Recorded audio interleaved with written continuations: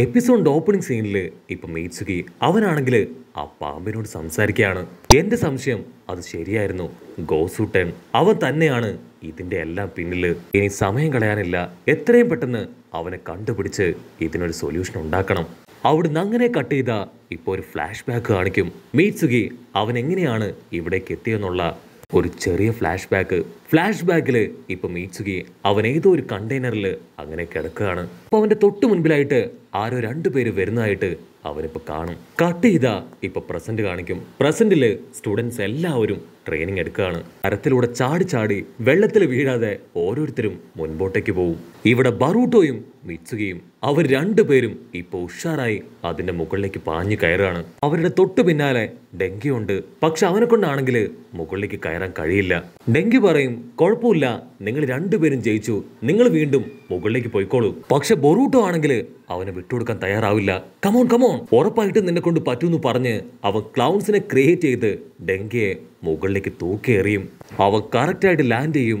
Boruto അവൻ ഒരു second ടൈമറിലേക്ക് നോക്കും. ഉടനെ ഡെങ്കിയുടെ കൈ വിട്ട് അവൻ താഴേക്ക് പോവും. മീറ്റ്സിയ ആണെങ്കിൽ അവന്റെ കൈ നീട്ടി ഡെങ്കിയെ തൂക്കിയെടുക്കുമ്പോഴേക്കും ടൈം ഔട്ടായി. ഇപ്പൊ നമ്മുടെ ആൾക്കാർ 3 പേരും ഫെയിലായി കഴിഞ്ഞു. ഉടനെ ഷിനോ മാസ്റ്റർ ആളിപ്പോ അവിടേക്ക് വരും. അതിനുശേഷം ജയിച്ചവരാരൊക്കെയാണെന്ന് അനൗൺസ് ചെയ്യാണ്.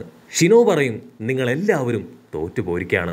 ഇത് ആക്ച്വലി ഒരു ടീം വർക്കാണ്. സോ നിങ്ങൾ ആരും ഒറ്റയ്ക്ക് ഇത് കംപ്ലീറ്റ് ചെയ്തിട്ട് യാതൊരു കാര്യവുമില്ല. ടീമിലുള്ള 3 പേരും പരസ്പരം സഹകരിച്ച് ഒരുപോലെ ഗെയിം കളിച്ച് ജയിച്ചാൽ മാത്രമേ ഇതില് ജയിച്ചതായിട്ട് കൺസിഡർ ചെയ്യാൻ കഴിയൂ.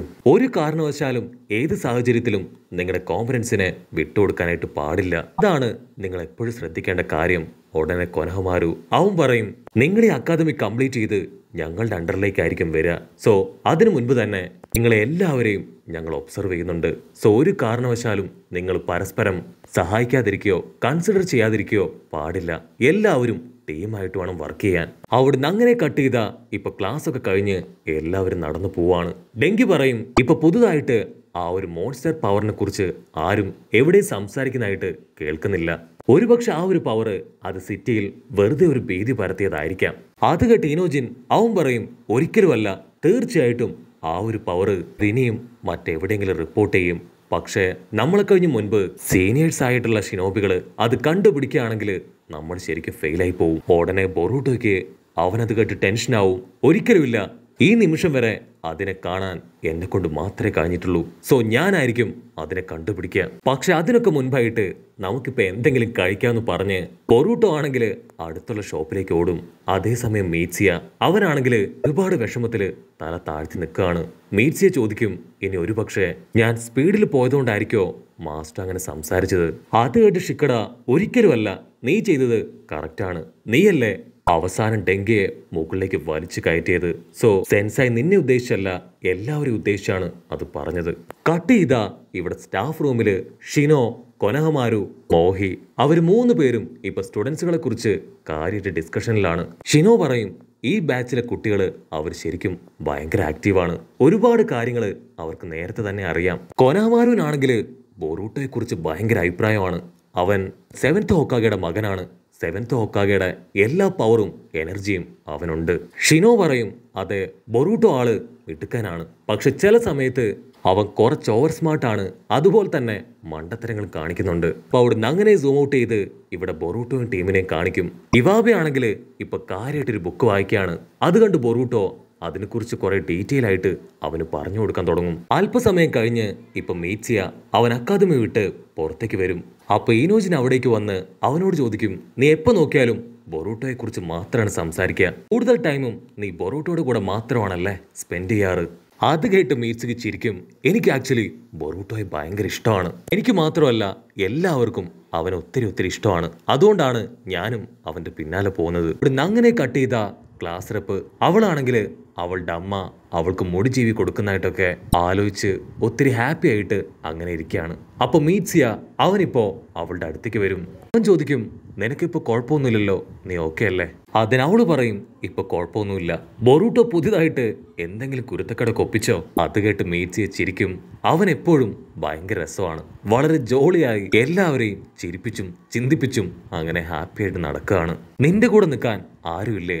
അച്ഛൻ, അമ്മ, അങ്ങനെ ആരുമില്ലേ? അത് കേട്ട് ഇപ്പൊ ക്ലാസ് റെപ്പ് അവളങ്ങനെ വിഷമത്തിൽ തല താഴ്ത്തും. എനിക്ക് ആരുമില്ല. നിന്റെ വീട്ടിൽ ആരൊക്കെ ഉണ്ടെന്ന് അവൾ ചോദിക്കും. മീറ്റ്സിയയ്ക്കും പ്രത്യേകിച്ചൊന്നും പറയാനുണ്ടാവില്ല. ഞാനും എന്നെപ്പോലെ തന്നെയാണ്. എനിക്ക് പാരൻസിനെയും അങ്ങനെ എല്ലാവരെയും നഷ്ടപ്പെട്ടു. എൻ്റെ അച്ഛൻ ഒരുപാട് പവറും കഴിവുകളൊക്കെ ഉള്ള ഒരു ഷിനോബിയായിരുന്നു. എനിക്ക് എങ്ങനെയെങ്കിലും എൻ്റെ അച്ഛനെ പോലെ തന്നെ നല്ലൊരു ഷിനോബിയെ മാറണമെന്നാണ് ഏറ്റവും വലിയ ആഗ്രഹം. അതൊക്കെ പോട്ടെ, നിന്നോട് ഇങ്ങനെ ചെയ്ത ആരാണെന്ന് നീ കണ്ടോ? അതിനവള് പറയും, ഇല്ല. ഒരു മിന്നായം പോലെ ആരോ വന്ന് എന്തൊക്കെയോ ചെയ്തു പോയി. കട്ട് ചെയ്താ നെക്സ്റ്റ് ഡേ മീറ്റ്സിയ ക്ലാസ്സിലേക്ക് വന്ന് ഇപ്പൊ നേരിട്ട് ബൊറൂട്ടോയെ കാണാൻ വരാണ്. അങ്ങനെ അവർ രണ്ടുപേരും ഇപ്പൊ ക്യാഷ്വലായിട്ട് സംസാരിച്ച് ബൊറൂട്ടോ അവൻ മീറ്റ്സികയും കൂട്ടി അവന്റെ വീട്ടിലേക്ക് വരും. മീറ്റ്സിയക്കാണെങ്കിൽ ബൊറൂട്ടോയുടെ അമ്മയെയും അനിയത്തെയൊക്കെ കണ്ട് ഒരുപാട് സന്തോഷാവും. അപ്പൊ ഹിനട്ട അവൾക്ക് കഴിക്കാനായി ഇപ്പൊ ടേസ്റ്റ് ആയിട്ടുള്ള നല്ല അടിപൊളി ഫുഡൊക്കെ ഉണ്ടാക്കി ടേബിളിന് മുകളിൽ കൊണ്ടുവെക്കുകയാണ്. മീറ്റ്സിക്ക് ബൊറൂട്ടോയുടെ കുഞ്ഞനുജത്തെ കൊഞ്ചിച്ചും ആ ഫുഡൊക്കെ കഴിച്ചും ഒരുപാട് ഹാപ്പി ആയിട്ട് എൻജോയ് ചെയ്ത് അങ്ങനെ ഇരിക്കും. ഹിനട്ട ഹാപ്പി ആയിട്ട് പറയും, ബൊറൂട്ടോ ഇന്ന് നിന്റെ പപ്പയും നേരത്തെ വരുന്നുണ്ട്. നമ്മളെല്ലാവരും ഒന്നിച്ചിരുന്നായിരിക്കും ഇന്ന് ഫുഡ് കഴിക്കുക. ബൊറൂട്ടോയ്ക്കാണെങ്കിൽ അത് അത്രയ്ക്ക് അങ്ങോട്ട് ഇഷ്ടപ്പെടില്ല. അപ്പൊ വന്നില്ലെങ്കിലും വന്നാലും എനിക്ക് ഒരു കുഴപ്പമില്ല. ഞങ്ങൾ റൂമിലേക്ക് പോവാണെന്ന് പറഞ്ഞ് ബൊറൂട്ടോ ഇപ്പോ മീറ്റ്സിയയും കൂട്ടി അവന്റെ റൂമിലേക്ക് വരും. മീറ്റ്സിയയ്ക്ക് ആണെങ്കിൽ എന്താ പറയണ്ടേന്നറിയില്ല. അവൻ വലിയ എന്തോ നിധി കിട്ടിയ സന്തോഷത്തില് ബൊറൂട്ടോയോട് ചോദിക്കും, നീ 7th ഹൊക്കാഗെയുടെ മകനല്ലേ? ശരിക്കും പറഞ്ഞ നിനക്ക് നിന്റെ അച്ഛനെ കുറിച്ച് അഭിമാനിച്ചുകൂടെ? അത്രയും പവറും മറ്റുള്ളവരാൽ ബഹുമാനിക്കപ്പെടുന്ന ഒരാളും ഇതുവരെ ഉണ്ടായിട്ടില്ല. അങ്ങനെ ഇപ്പൊ മീറ്റ്സിയ ഒരുപാട് കാര്യങ്ങൾ പറഞ്ഞ് ബൊറൂട്ടോയെ വെറുപ്പിച്ചുകൊണ്ടേ ഇരിക്കുകയാണ്. ഉടനെ ബൊറൂട്ടോ ടെൻഷനാവും. ഞാൻ ഇതുവരെ എൻ്റെ പപ്പയോട് മര്യാദയ്ക്കൊന്നും മിണ്ടിയിട്ട് പോലുമില്ല. എനിക്ക് ആക്ച്വലി അദ്ദേഹത്തെ ഇഷ്ടമല്ല. മീറ്റ്സി ആണെങ്കിൽ അത് കേട്ട് ഷോക്കാവും. ഓ മൈ ഗോഡ്, എല്ലാവർക്കും നിന്റെ പപ്പയെ ഭയങ്കര ഇഷ്ടമാണ്. 4th നിഞ്ച വാർ സ്റ്റോപ്പ് ചെയ്ത ഈ നാടിന്റെ തന്നെ ഹീറോ ആണ് അദ്ദേഹം. പിന്നെ ബൊറൂട്ടോ അവനൊരു കോട്ടുവായൊക്കെ ഇട്ട് എൻ്റെ വീട്ടില് എൻ്റെ പപ്പ വെറും ഒരു സാധാരണക്കാരനാണ്, ഞങ്ങളാരും പപ്പയെ വകവെക്കാറ് പോലും ഇല്ല. ആക്ച്വലി എൻ്റെ അമ്മ ഒരുപാട് കാര്യങ്ങൾ പപ്പയ്ക്ക് വേണ്ടി ചെയ്യും. പക്ഷെ പപ്പയാണെങ്കിൽ ഞങ്ങളുടെ കാര്യം ഒന്ന് ശ്രദ്ധിക്കാറ് പോലുമില്ലെന്ന് പറയുമ്പോഴായിരിക്കും ഹിനട്ട അവൾ ഡിന്നർ കഴിക്കാനായിട്ട് മീറ്റ്സിയെയും ബൊറൂട്ടോയെയും ഇപ്പൊ താഴേക്ക് വിളിക്കുക. അങ്ങനെ വീണ്ടും നമ്മുടെ ചെക്കന്മാര് ഫുഡ് കഴിക്കാൻ ഇരിക്കുമ്പോഴായിരിക്കും ഡോറും തുറന്ന് നറൂട്ടോ അവിടേക്ക് വരിക. ബൊറൂട്ടോയുടെ കുഞ്ഞനുജത്തി അവൾ ഓടിപ്പോയി പപ്പയുടെ വിരലിലൊക്കെ തൂങ്ങി ഇപ്പോ അകത്തേക്ക് വരും. മീറ്റ്സിയെ കണ്ടുടൻ ഇപ്പൊ നറൂട്ടോ അവന് ഷെയ്ക്കാനൊക്കെ കൊടുക്കും. മീറ്റ്സിയ പറയും, എൻ്റെ പേര് മീറ്റ്സിയ, ഞാൻ സൗണ്ട് വില്ലേജിൽ നിന്ന് വന്ന പുതിയ സ്റ്റുഡൻ്റ് ആണ്. അതിനുശേഷം അവരെല്ലാവരും ഒരുമിച്ച് ഹാപ്പി ആയിട്ട് ഫുഡ് കഴിക്കുകയാണ്. കട്ട് ചെയ്താ നറൂട്ടോയുടെ മാൻഷനില് ഇപ്പൊ നറൂട്ടോയുടെ ഒരു ക്ലൗൺ ഇരിക്കുകയാണ്. ക്ലൗണിന്റെ അടുത്ത് ഇപ്പൊ ഷിക്കമര് പറയും, എന്തോ ഒരു പവർ ഗ്രാമത്തിലേക്ക് എത്തിക്കഴിഞ്ഞു. ഗ്രാമത്തിന്റെ ബാരിയേഴ്സ് മുഴുവൻ അത് തകർത്ത് കളഞ്ഞിരിക്കുകയാണ്. ഓൾറെഡി സായ് അതിനെക്കുറിച്ചുള്ള ഇൻവെസ്റ്റിഗേഷൻ അത് സ്റ്റാർട്ട് ചെയ്ത് കഴിഞ്ഞു. ഞാനും ഇപ്പൊ അവിടേക്ക് പോവാണെന്ന് പറയും. അടുത്ത സെക്കൻഡ് നറൂട്ടോയുടെ ക്ലൗൺ ബ്രേക്കായി ഇപ്പോ റിയൽ നറൂട്ടോയ്ക്ക് എല്ലാ ഇൻഫർമേഷനും കിട്ടും. ഉടനെ നറൂട്ടോ അവൻ ഹിനട്ടയോട് പറയും, എനിക്ക് അത്യാവശ്യമായിട്ട് ഒന്ന് പുറത്തു പോകണം, ഒരു അത്യാവശ്യ കാര്യമുണ്ടെന്ന് പറഞ്ഞ് വന്നതിലും ഡബിൾ സ്പീഡിൽ അവൻ പുറത്തേക്ക് പോകും. ബൊറൂട്ടോയ്ക്കാണെങ്കിൽ അത് തീരെ ഇഷ്ടാവില്ല. അവൻ ദേഷ്യപ്പെട്ട് ഇപ്പോ ടെറസിന് മുകളിലേക്ക് പോകും. ഉടനെ മീറ്റ്സിയ അവനിപ്പോ ബൊറൂട്ടോയുടെ പിന്നാലെ വരും. സത്യം പറഞ്ഞ ഹൊക്കാഗയ്ക്ക് ഇത്രയും തിരക്കും റെസ്പോൺസിബിലിറ്റി ഒക്കെ ഉണ്ടായിരിക്കുമെന്ന് ഞാൻ ഒരിക്കലും കരുതിയില്ല.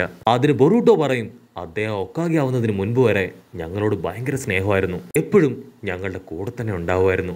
ഞാനൊരിക്കലും എൻ്റെ പപ്പയെ പോലെ ആവില്ല, എൻ്റെ ചുറ്റുമുള്ളവരെ ആയിരിക്കും ഞാൻ ആദ്യം ടേക്ക് കെയർ ചെയ്യുക. എനിക്കൊരു കാര്യം അറിയോ, എനിക്ക് ആ ഹൊക്കാഗെ പൊസിഷനോട് പോലും ഒരുപാട് വെറുപ്പാണ്. അത് കേട്ട് മീറ്റ്സുകി അവൻ ഒരു സെക്കൻഡ് അവൻ്റെ അച്ഛനെ ആലോചിക്കും.